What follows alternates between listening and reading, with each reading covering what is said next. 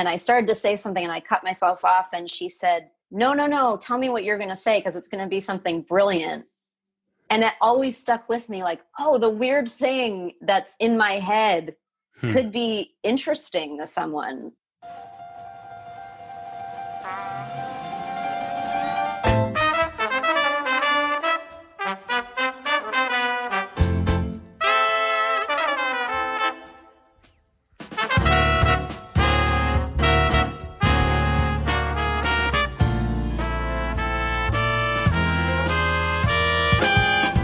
Dave Bolger here, and welcome to Had I Known, an exploration of the Hamilton College experience.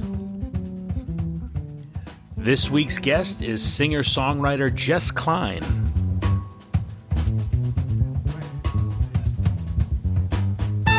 Well, no surprise, the response to last week's episode with Paul Lieberstein has been fantastic.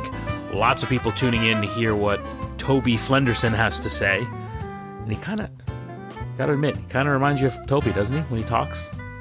There's a little bit of Toby and Paul, or a little bit of Paul and Toby. I'm not sure, but either way, it was enjoyable to be able to talk to Emmy winner Paul Lieberstein last week. Lots of great insight into his path from Hamilton to a career in television and film, and I got a lot of feedback from listeners saying, "Oh, you should have told him to shut up, Toby," or you should have asked him why he is the way he is. I tried to temper the Office fandom, but I clearly geeked out a little bit on his film, which I really enjoyed, and a little bit on the Aaron Sorkin bit, which I also really enjoyed. I mean, I enjoyed the whole thing. So once again, my thanks to Paul Lieberstein for joining the show. If you haven't heard that one yet, you can get it anywhere you get your podcast, Apple, Spotify, Stitcher, you name it. Whatever the podcast platform is, you can get that show. Or you can go to hadiknown.buzzsprout.com. Again, hadiknown.buzzsprout.com. Lots of people checking that episode out. Lots of people checking out all of our episodes. We continue to grow, thanks to listeners like you. And the international reach of this show continues to grow as well. The show is now being listened to in 25 different countries. It's overwhelming. I appreciate everyone checking it out. Appreciate all the feedback. It's been great. So this week we talked to singer-songwriter Jess Klein, class of 1995. Now, I always have incredible respect and admiration for musicians because I have a love of music and a desire to be able to play music. It started many, many, many years ago in elementary school, taking up the saxophone and never really being able to learn how to properly read music. So I used to have to cheat for my recitals and write the letters of each note under on the sheet music, and would get in trouble for doing that. So then I switched to drums and enjoyed that, but quickly got put as the bass drummer because I was the biggest kid in the band and the biggest kid in the drum section. So I just carried the bass drum, boom, boom, boom, for parades. So I didn't get very far with that instrument. And then as an adult, have toyed with trying to learn how to play the guitar, but can never quite get over the hump. But all along, I have immense respect and love of music and of musicians. So I was very interested to learn about the path Jess Klein took to get from Hamilton College to a successful career as a singer-songwriter. It was an absolute delight to get to talk to Jess and hear about not only what she's doing in music, but some of the things she's doing outside of music as well, all aimed at helping people. If you're at all a creative type, this is a good one to listen to. Some good nuggets in here for you. I hope you enjoy this one. Here is my conversation with Jess Klein, class of 1995. So how you doing? Pretty good. I mean, I don't know. I mean, I'm for whatever is going on. How's anyone doing now? Right? Yeah, it's like I ran into a friend of mine the other day and I asked her how she was doing, and she was like, "How long do you have? Like, I need a therapist." Unbelievable. It's just everyone's white knuckling it, just trying to stay sane, right? Yeah. I can't imagine what it's like for a performer. I mean, I know I see in social media you're making the best of it with your weekly performances. How's that going for you? Um, it's on one hand, it's made me feel like what I do is really appreciated. And I feel like, okay, I've really got something here with the people who like my music, but it's not the same. It's not really the Yeah. same. Yeah. Like if you just, the thing I miss the most, I think, is talking to people after a show. And Huh. obviously that's not, it's just like you click a button and they're just gone. And And then you're just in your living room. yeah, it's just like back to real life. Right. No, Right. there's no, yeah. Are you getting a good response? Are you getting people checking it out?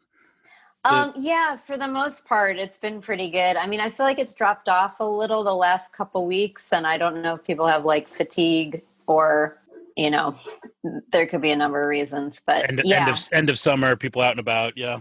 yeah, yeah, Um, so a couple of things about what I've been trying to do here is just have conversations with interesting people that have had some sort of interaction with Hamilton College. You certainly fit the bill there. So I guess yeah. for you, just to start, how did you end up at Hamilton College? I was thinking about that because I thought that you would ask, and Yeah. it was a little bit probably not by accident in like a fate way, but my first choice was Wesleyan, Okay. um, and they waitlisted me, and I guess the two of the kids who lived across the street from me in Rochester, where I grew up, had gone or were going to Hamilton, and one of them was still there, and she was really nice, and I thought, like, okay, I guess this is okay, like there'll be someone I know there. And so I accepted to Hamilton, and then at the end of the summer I got a call from Wesleyan, like, you're in, you want to Oh come no. here? And Oh I no. was and I was like, I don't know, I didn't even think about it. I was like, no, I accepted somewhere else. Like, I was just like, you didn't want me, Right, so right. You lost your chance. yeah, you people lost your chance. But And yeah. did you ever regret that decision? No, I don't think so, because it turned out, uh, I mean, there's something to be said for, I guess, being in a place that seems to be solely dedicated to creative people, but there's another thing to be said for being somewhere where it was a little bit like when I went to Hamilton, it was a little bit like there's uh, the old side of campus, and then there's like the dark side, Sure, which, sure. right? And Yeah. so I think something about that made me, it kind of forced me to choose, like, oh, this is kind of, because when I arrived, I wasn't planning on being an artist for the rest of my life or anything. I didn't really know who I was, and I think something about that division kind of helped shape me, because it made me realize, oh well, these are the people that I really feel like uh, maybe see me a little more, and that I think it kind of, and I also wound up, like learning. I didn't even play guitar or write songs or anything before I got there, and a suite mate of mine wound up teaching me some chords on the guitar, and he, that kind of started me on the whole idea of writing songs. And I mean, it just kind of seemed to be fated, Hmm. you know. Well, And it's interesting. he ended up, after we graduated, he was like my first manager, and really, helped me launch my career. So Wow. for that alone, it seemed like it was the right The right place. decision. Yeah. Yeah. Well, it's interesting to hear you say off the bat Wesleyan was the first choice. You automatically go to, well, of course, an artist. That's where you'd want to go. But so music wasn't the initial passion. What was the draw to Wesleyan initially? Um, I think just a vague feeling of like, I like creativity. Okay. Okay. I was really into creative writing, and I grew up, like, my mom was just super into the arts. Like, we'd go to see musical theater whenever we could, and museums, and it just seemed like that's an important part of life, was like a message that I got. And it just seemed like, oh, this would be fun, you know, to be surrounded by creative people. And I knew that it had a reputation for being like pretty, you know, progressive and Yeah. stuff. Yeah. So then you chose the battle of the dark side versus the light side, and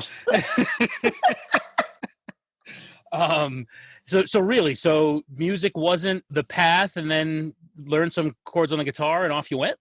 Yeah, I think I was more just looking for a way to begin to express myself. And I had sort of started to do that with some creative writing with short stories. And when I met Gabe, his name was Gabriel Unger, I think he graduated in 96. He was just like, he had come from Boston. He was super into the singer-songwriter scene.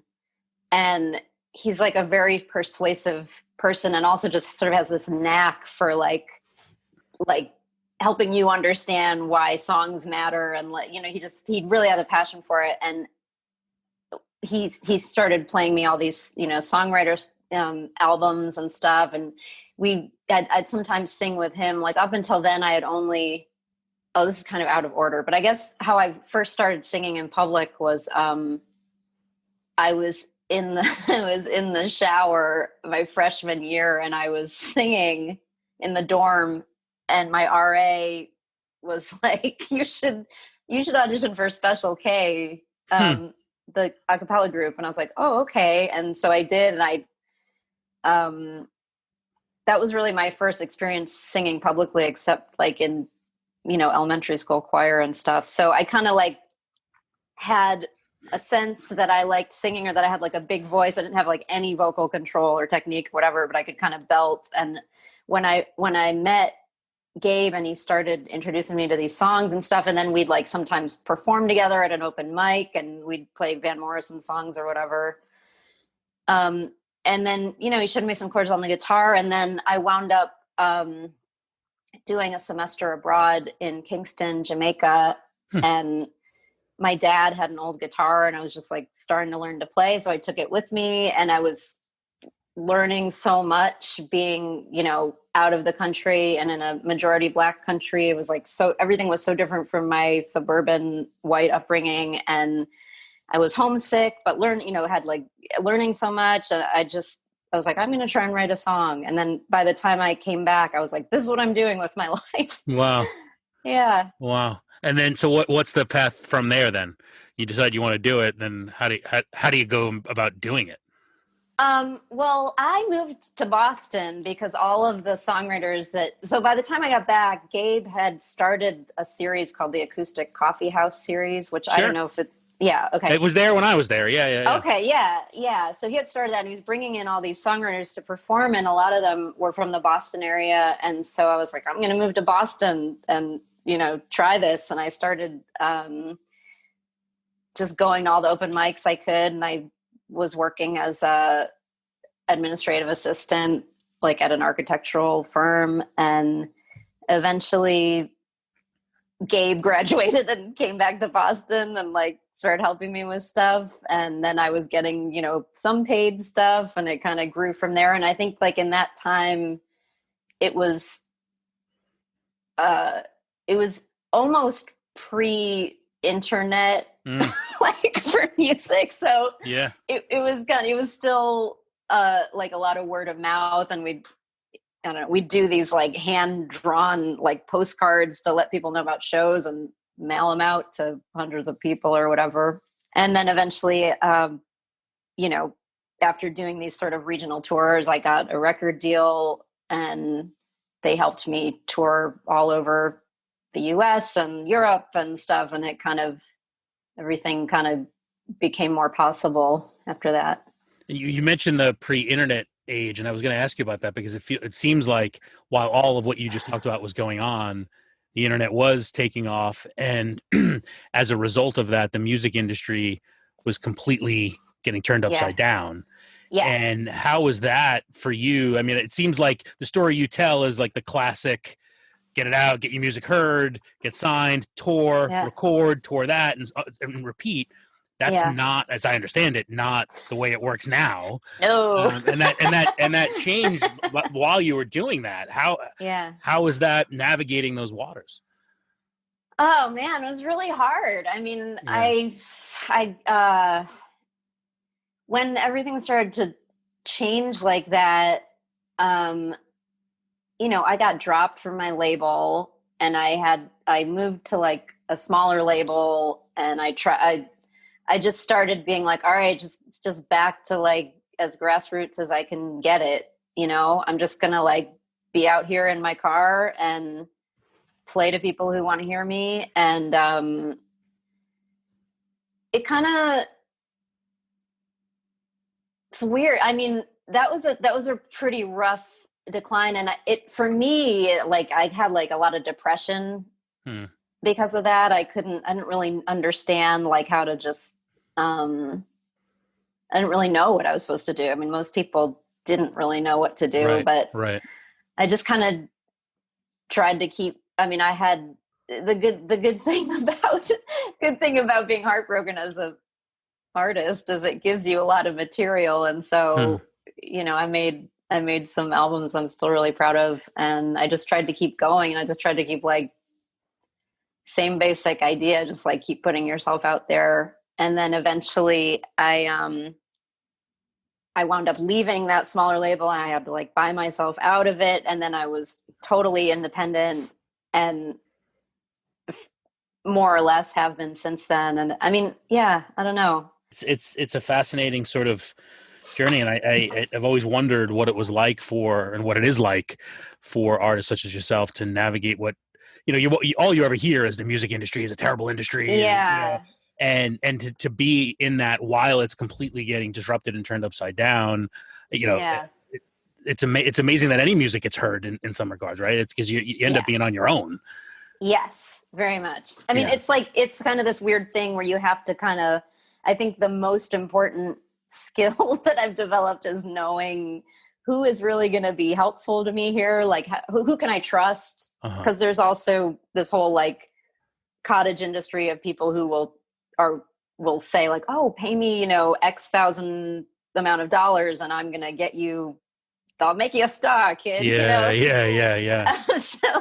so yeah, it's sort of like it's almost like a spiritual journey. Like you have to really want to just play music, and for me, it's also just given me an appreciation. Like this is really about me expressing something that feels like it matters and connecting with people who want to hear that. And that's at its base, that is the most important thing. So, as long as there's people who want to hear what I'm doing, I have like a purpose in Hmm. doing it. And you've managed to succeed in that, and maintain an audience as you've moved cities and recorded what seems like as I've seen the music has evolved. I mean, you can almost track where you're living at the time in which you're recording, and your current work now has a more southern flavor to it than when you were, in Boston and so forth. So, but people are Absolutely. along for the journey with you.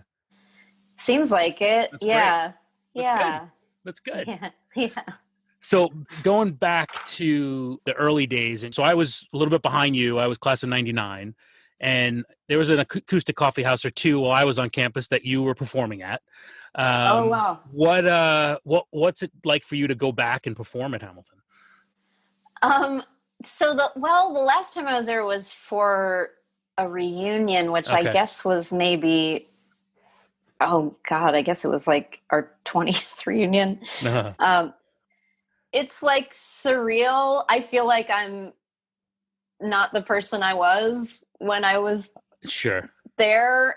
And like anyone, it's like I feel like I've lived I was thinking about this today, like I don't feel like I even became like a aware adult in some ways, like a responsible adult until like my late 30s. Like I just, it's not that you know, there aren't things I did before that I was proud of, but I feel like it took me so long and so many twists and turns to get to a point where I feel like I even know who I am. The one memory that sticks out in my mind is a few things, really. I think you did play on campus several times while I was a student there, and it was always Jess Klein 95, right? They'd always read, and I have a vivid memory of you standing on stage in the events barn saying, everywhere else I'm just Jess Klein. I'm not Jess Klein 95. That's funny. I've always remember that. And then the other memory with that is it may have been the same show. I don't remember. Is you may have been opening for Moxie Fruvis. Oh yeah. And Yep. I think they got a kick out of that story. So then they ended up improving a song called Jess Klein 95. It was like some sort of like campy 60s like spy thriller theme song where they just kept saying Jess Klein, and that just always stuck in my head as hysterical. Oh wow. I don't even remember that, but that sounds right. That's really funny. Wow. So Boston singer-songwriter scene, and then did that for a bit, and then where did you go from there? I moved to New York City in 2004, partly because just sort of everything that all the people I had been working with, like the thing with Ryko Disc, my label. Well, I don't know if that was before. I just felt like I needed like more. I just needed to be in New York. I needed like that kind of level of like excitement and dynamics of life. I needed to experience it. And so I was there. I guess I was there for 4 years, and it was really hard. I mean, I'd go on tour and then I'd come home, and I had to like temp to try and pay my bills, but it was like I wound up, that was the first time I wound up in credit card debt, and that was tough. And then was that hard to reckon with, being on tour? And I'm a musician on tour, but yet then I have to come home and get a quote unquote real job. It was just like really tiring. Like there just wasn't any kind of like, because touring is like, it's really hard work. It's hard on your body, and unless you've really got like a cushy situation, it's all day every day it's just like an all-encompassing constant movement. You forget what city you're in sometimes, and yeah, and then you've got to get up and like give your all. And if you're in a situation where you're like driving yourself, it's just like so and the other thing was I had like I know that there was like a songwriter community in New York and stuff, but I somehow like wasn't connected to them at all. So I didn't have a feeling of like, I'm going to go and kind of like, I don't know. So I started to realize like I need to move somewhere where it's more affordable so I can come home from tour and just like be a person and just rest sometimes. So I moved to Austin in 2008 when it was still affordable then. It was like really talk about a city that just continues to change. Yeah. I go there regularly for work, and every year I go, it's a different city. Yeah. That was like another place where I kind of witnessed this like intense transformation. Because when I moved there, I mean, I literally had like this little artist cottage all to myself, and it cost me $375 a month. And it was like a dream come true. I had my own little tiny house. I was surrounded by other musicians. Like everyone knew each other and just had time to sit around playing music. And you just like go around the corner and like the best band in the world is playing every week. And I'm happy to hear you say that, because that's the ideal version of Austin I have in my head, and that's what I think is going on, or around the corner in some of these neighborhoods. So I'm really happy to hear that that's what was happening. It really was. It was like a dream. It was a dream. It was amazing, and it was also, I think, the first time in my life where I felt like this is my tribe. Like these are this really works for me. And then. And then that kind of all got torn down. Like literally the cottage that I lived in was scheduled to be torn down so they could put in high-rise condos, and everything in South Austin, that's where I lived, was getting torn down and more expensive. And, it was like people were flooding in from New York and LA and buying houses without looking at them and all that stuff.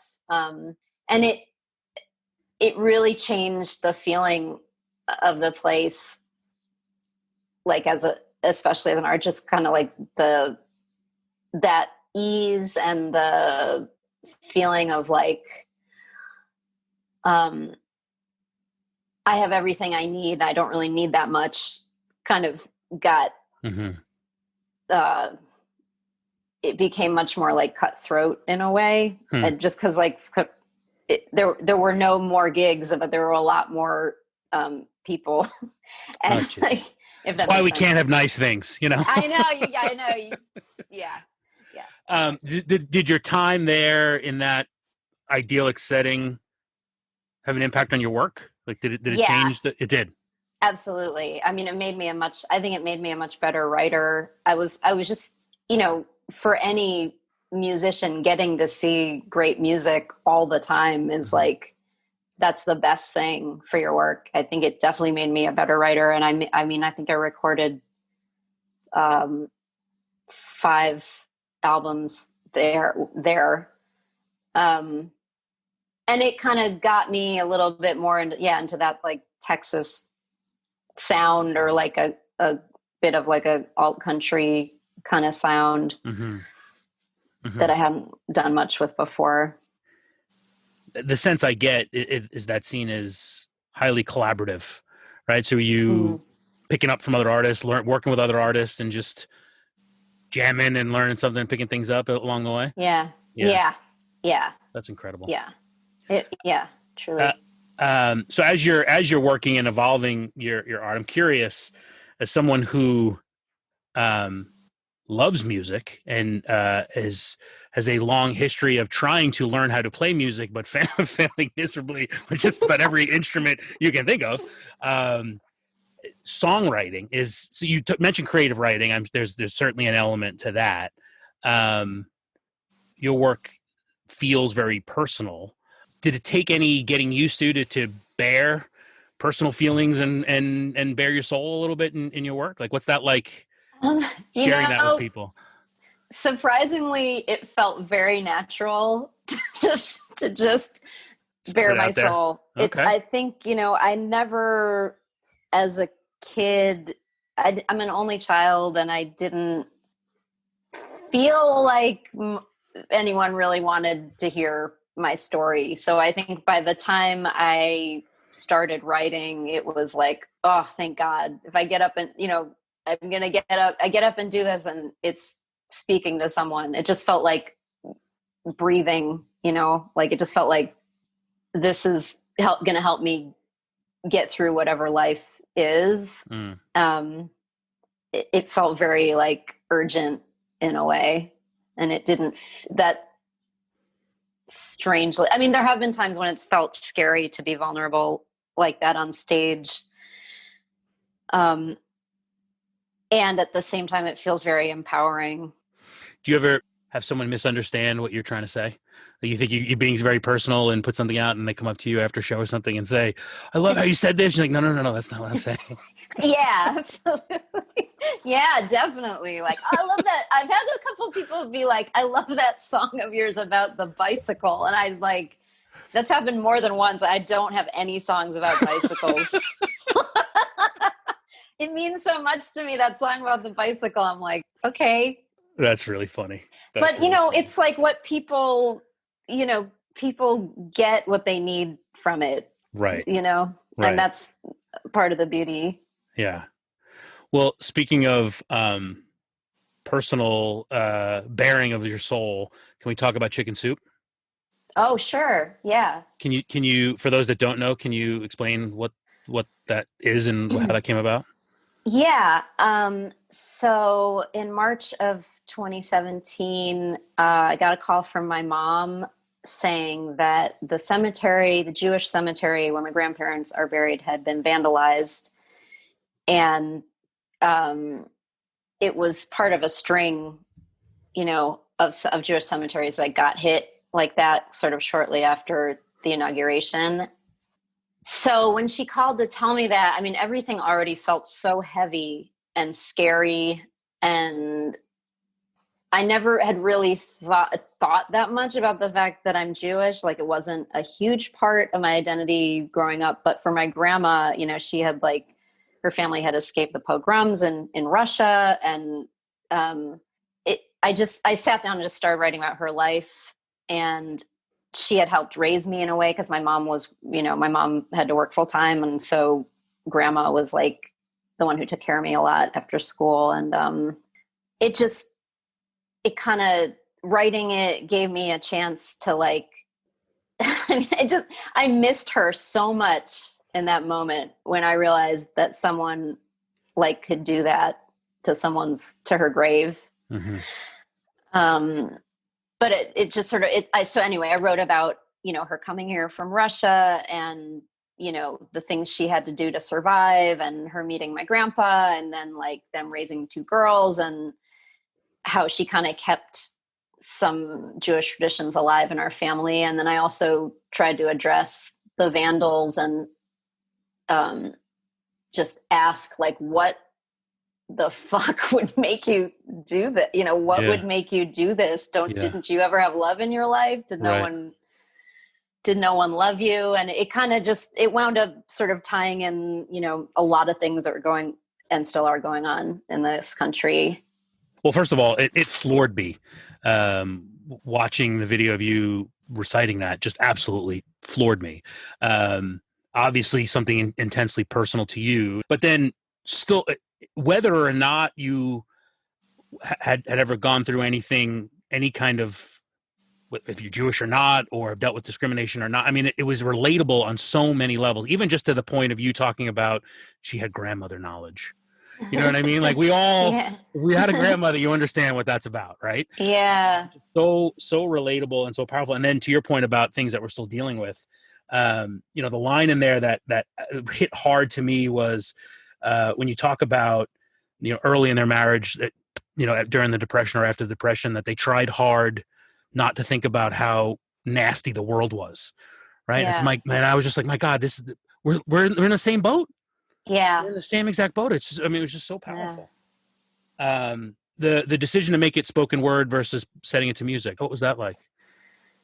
I think that it just came out of me as words. It didn't sound like music. And as a performer who almost solely does singing, it seemed like more striking to do that in the middle of a set, or to just offer that to people. Mm-hmm. Because I also think there can be something more intimate about just speaking than singing. Yeah, I'm not. I didn't ask the question to suggest that it should have music. It's incredibly powerful. And hear you talk about it now, there's a hint of even more anger than I think comes through in the way in which you recite it and you perform it. In fact, it's dripping with love throughout the whole thing. Love for your grandmother and your grandfather, obviously.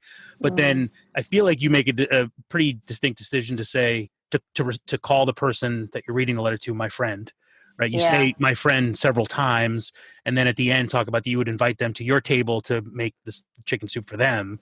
I mean, that's just dripping with love. And I think ultimately, right, that's the message, is that's what we need in this world. Yeah. Yeah, absolutely. Incredible. And then I've noticed that in addition to performing and sharing your art with people, you're also teaching, coaching as well. Yeah, that's interesting that you brought that up, because when I was in Austin, I was like, I should have something I can do when I'm home, you know, to make a living. So, because someday I'm not going to want to be on the road all the time. And I got certified as a life coach, and I did a lot of work like that, sort of in Austin. And then I put it down for a while when we moved here to North Carolina. But for the last, you know, year or so, even before the pandemic, I've been trying to figure out how to combine coaching with my music career and social justice issues. Like, how could all these things that I'm passionate about come together? Because just to backtrack, I think what draws me to life coaching is kind of similar to what draws me to performing music, which is that, writing music is like, I'm expressing something, and that's healing for me and hopefully for the people listening. And the coaching is like, let's help you express what do you need to like do or say or like face in your life to have some healing. They feel like really similar to me. So just on that point, so life coaching, for those that don't know, who is in need or who looks for a life coach? Like, what is a life coach, I guess? So it's pretty like vague, like it people do a lot of different things with it. But the people I've worked with have been people who were transitioning careers or sort of trying to like get up the courage to do something different, in a relationship, in their life path. Like, how do I get over this like thing that I always do? Like, why do I feel guilty all the time? Or like, how come I get pissed off and then no one wants to be around? Like, how come I blow up, Yeah. And it's kind of like it's more, for lack of a better word, like goal oriented than just like talk therapy. It's like, what is it that you really want? Let's like kind of identify something you'd like, and then let's come up with some concrete steps you can take. So there's usually like homework, Interesting. Yeah. And then are you marrying the music with it, or do you use elements of music in your work? I hadn't really, I wound up working with some musicians and also helping people with some performance, like get on, how are you going to feel, comfortable when you get on stage, or how are you going to like, I did like some performance coaching too, but essentially right now I'm working on a class that I want to teach online. And it's going to use elements of creative writing and life coaching to help people identify how they can use their particular passions to help to be part of a movement for social justice. So like, how are we, this is like a really important time when I think that particularly a lot of white people are sort of like, oh wait, like maybe I have a role to play here, I need to be doing a lot more, or I need to be figuring out, like, this isn't something I can just, it's not going to go away. Like, even if we get this election right, like, it's not going to just, everything's going to be better. Right. Like, the racism isn't just going to be gone. Right. So, I've been working on developing a class like that. And I'm right now, I'm kind of trying to figure out if it should be specifically for white people, like a white caucus space, which is something that a lot of Black leaders ask for white people to do. Like, please work out your internalized racism with other white people. Like, like, that's your kind of your job. Yeah. And so I'm like taking some racial justice training right now to try and help figure that out. But anyway, that's like a long answer to your question. No, that's great. I should have had you with me earlier this week.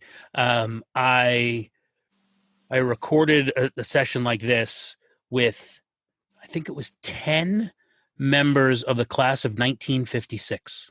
Whoa. They are getting ready to celebrate their 65th reunion next summer. And they've been doing Zoom sessions as a group. And apparently, rather than just talk about, those good old days, they've been reckoning with white privilege and what what it was like for them then and what's like now, and started to reach out to the school to try to understand what they could do, what they could learn, how they could help impact. And then, it's powerful. it was an incredible session, but I they think they'd be benefit from talking to you, because they're out to learn and change, even in their mid 80s. It's incredible. I love that. That's just, people can change. That's like, I feel like that's such an important thing that people, I know. If we all knew that somewhere in our minds, we'd really be. I know. Yeah. So when you're helping people learn how to songwrite, is that hard? I feel like it's got to be some way. Either you have that or you don't have that, right? I don't know how you can teach how to do that. Can you? I think that so much about creativity is just, it's just like letting, so much like I took a songwriting class recently and my friend was teaching it and he said like, by the end of the weekend, he was like, I'm not actually telling you how to write a song. I'm just making you write. Like I feel like so much of it is about just like letting your thoughts go free. I mean, just like a really popular exercise for every, songwriting workshop is 10 minutes of free association writing based on a prompt, just anything that comes to your mind. And you just have to keep your pen moving. And it's like, and then you go back and you're like, God, there might be something in here that's like interesting. I was thinking of, this is tangential, but, it's related to Hamilton. So I minored in creative writing, and it actually kind of goes back to your question about songwriting. But at some point, I somehow they had like a tutoring center or like a I don't know, it was like a writing. They had like a writing tutor. I don't really remember what the situation was. There was a writing center, I think. The writing center. Okay, it was a writing center. Yeah. So I was in there for a session with, an older student was helping me, and we were talking about something, and I started to say something, and I cut myself off, and she said, "No, tell me what you're going to say because it's going to be something brilliant."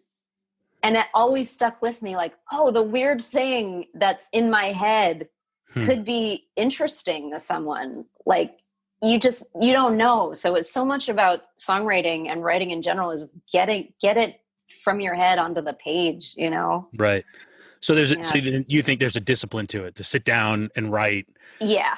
Absolutely. I think there's this image of songwriters of it came to me in a dream and I just it comes out of me, but there's more work and discipline to it.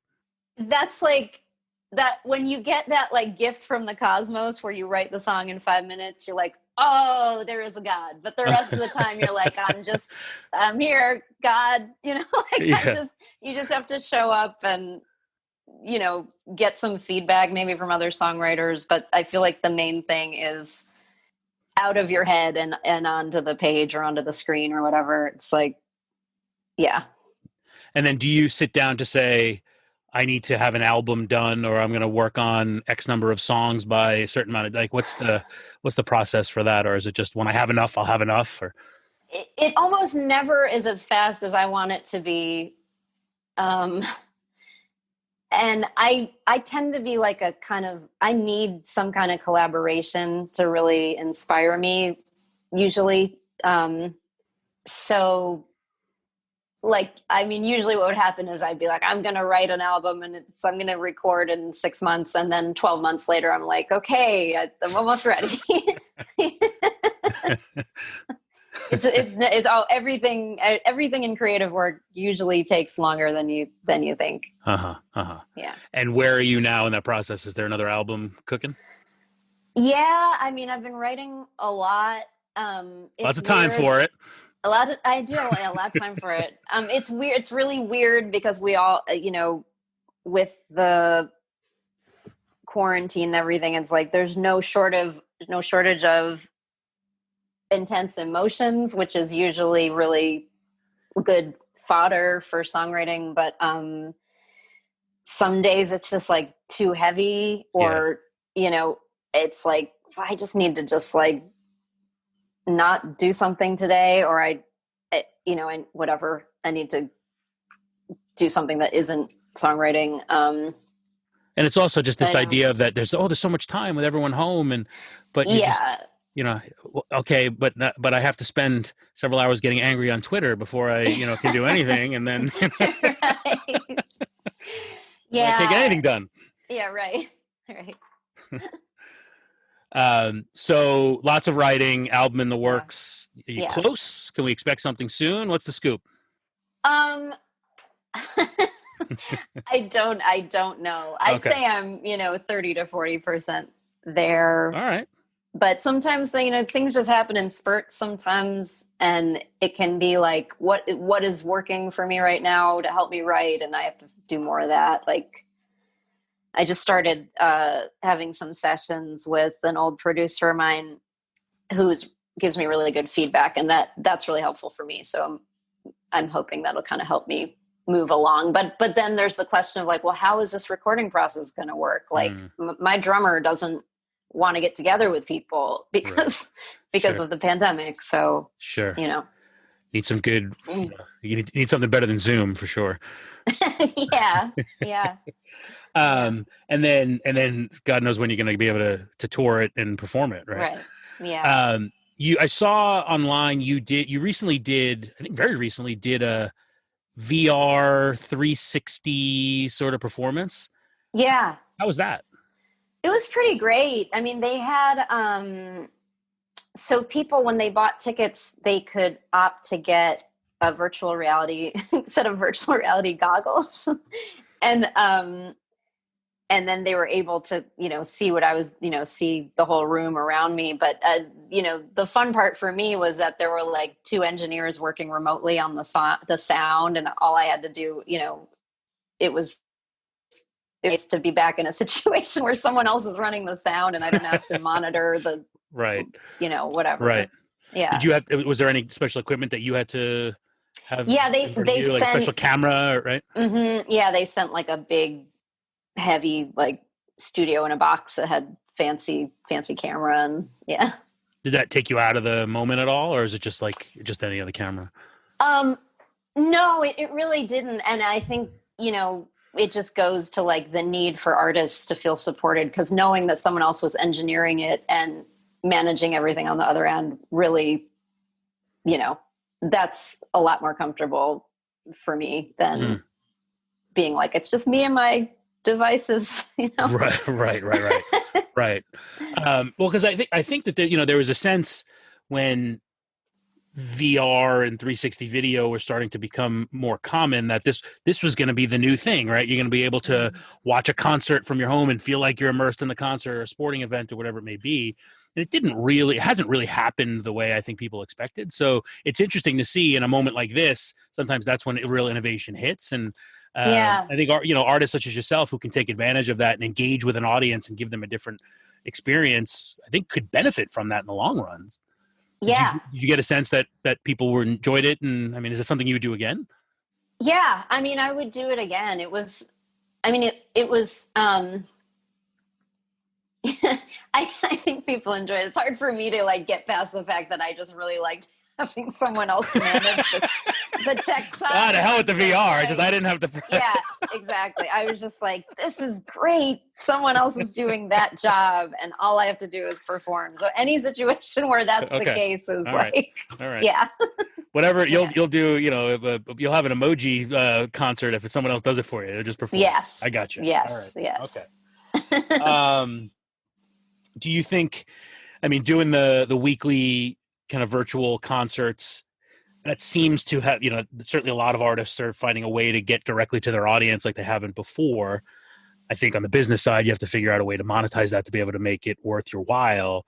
Yeah. But it seems like whatever happens on the other side of this mess, we've hit a point where I think fans and consumers of art are going to expect more direct access to the people that they enjoy. People's art they enjoy. Do you think that that's true? Yeah, I mean, I think it's been going that way for a while, like with Patreon, and it's definitely been my experience that there's just like a lot of richness in being able to. I mean, for me too, being like able to interact with these people on a more personal level, it feels more like we're in this together. Right. Yeah. Right. And as a fan, that's what you want, right? You want to be able to feel like there's a connection with the people that you're truly a fan of, and that gives you an opportunity to do that. Yeah, absolutely. That's great. And back to your point of, you said earlier you enjoy interacting with people after the show. Yeah. If you don't have that, this is some way, and it's not the same as a face-to-face, but it is some sort of interaction, right? Yeah, no, totally. That's awesome. Yeah. So, let's play life coach. Okay. I haven't had a life coach on yet, but I do like to ask people, with the hindsight of however many years since college, if you look back on your time either getting to school or coming out of the school, is there anything you wish you had known? And I think that the answers to those questions can be, I think, helpful to current students. So let's be life coach to current students. And what does Jess Klein wish she had known when she was at Hamilton? I feel like it all comes down to what that writing tutor told me, which is don't sell yourself short. If you have a weird idea, share it with someone, because it could really be worth something. It really could mean something to someone.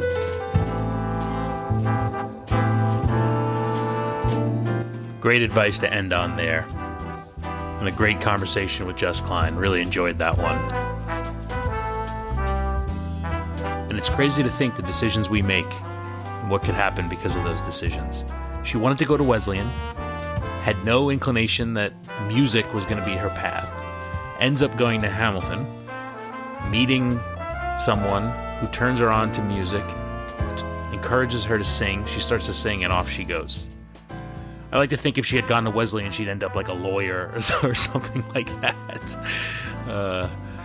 Incredible. Absolutely incredible story. Fascinating. You think about people who end up in a career in music, oftentimes that's from an early age, that's what they want to do. And she got to Hamilton without any indication that that's what was going to happen, and came out of there 4 years later on a path to a successful career in music. Good lesson there for the current students. My thanks to Jess Klein for joining us this week.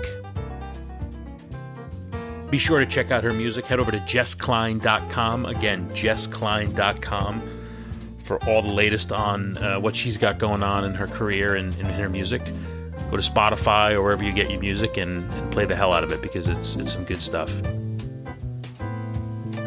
You have been listening to Had I Known on WHCL-FM, Clinton, New York. WHCL.org. HadIKnown.buzzsprout.com for this episode and all previous episodes. Had I Known Show on social media. Had I Known Show at gmail.com for any feedback, guest requests, questions you may have, or just general praise. My thanks, as always, to Dr. Michael Woods for supplying all the music on this show. And as always, Doc is going to play us out. Hope you enjoyed the show. Talk to you next week.